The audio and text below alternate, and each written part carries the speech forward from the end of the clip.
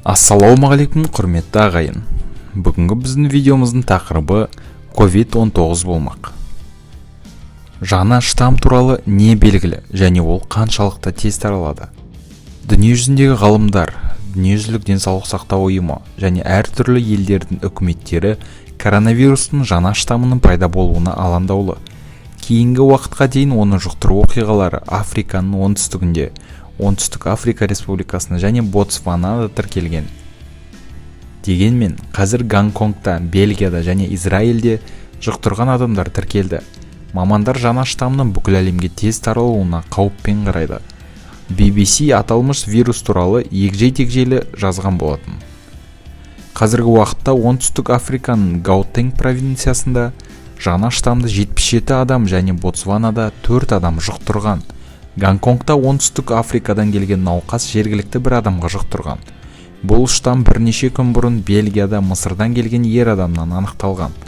Израильдегі жағдайдың ықтимал себептері әлі жарияланған жоқ. Дегенмен, Оңтүстік Африкалық ғалымдар өздерінің зерттеулеріне сүйене отырып, жаңа штамм Оңтүстік Африканың барлық дерлік аймақтарында бар екенін айтады.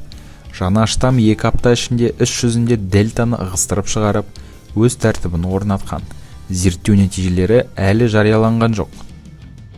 Ұлыбритания Африканың 6 еліне Оңтүстік Африка, Ботсвана, Намибия, Лесото, Зимбабве және Эсватиниге рейстерді тоқтатты. Израиль премьер-министрі Нафтали Беннет 25 қарашада Африканың көптеген елдеріне ұшуға тыйым салатынын мәлімдеді. Бірқатар ел Оңтүстік Африка Республикасымен әуе қатынасын тоқтата бастады. Жұма күні дүниежүзілік денсаулық сақтау ұйымы жаңа қауіпке арналған жиын өткізеді. Альфа, бета және дельта штамдары сияқты жаңа штамның грек атау алатыны белгілі болды. Кейіннен жаңа штамм омикрон деп аталды. Ғалымдар жаңа штамм мутацияларының саны қорқынышты дейді. Коронавирустың алдыңғы нұсқаларының ешқайсысы мұндай күшті мутацияға ұшырамаған. Қазіргі уақытта ең маңызды мәселе бұл штамм қаншалықты тез таралады. Жаңа штамм туралы не белгілі? Ғалымдардың айтуынша, оның бұрынғылардан айтарлықтай айырмашылықтары бар. Бұл нұсқа бізді таңғалдырды. Ол үлкен эволюциялық дамудан және 50-ге жуық мутациядан өтті, деді журналистерге оңтүстік африкалық профессор. 50 мутацияның 30-ға жуығы вирус қабығындағы спик белок, тәж тәрізді тікенектерге жатады. Олардың көмегімен вирус адам жасушасына орналасады. Бұл жаңа штамның ең алаңдатарлық аспектісі. Ғалымдар вакциналардың көпшілігі осы тікендерді бейтараптандыру үшін жұмыс істейтінін айтады. Ғалымдардың пікірінше, иммунитеті әлсіреген және вирусты жеңе алмаған науқастың ағзасында мутация деңгейі туындауы мүмкін. Омикрон несімен қауіпті? Күшті мутация адамдар үшін қауіпті болмаса да, сарапшылардың айтуынша қазіргі уақытта пайда болған вирус Уханда пандемия тудырған вирустан түбегейлі айырмашылығы бар екенін түсіну керек. Атап айтқанда, кейбір мутациялар адам ағзасындағы антиденелердің вирусты бұрынғыдай оңай танымайтындығына әкеледі.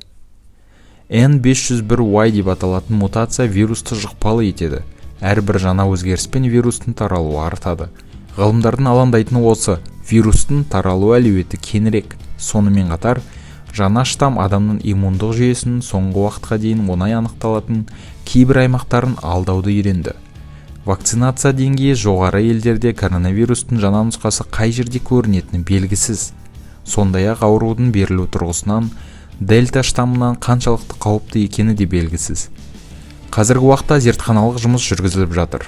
Денсаулық сақтау ұйымы елдерден эпидемиологиялық қауіпсіздік шараларын күшейтуді және жаңа штамдардың таралуы туралы тұрақты статистиканы ұсынуды сұрады.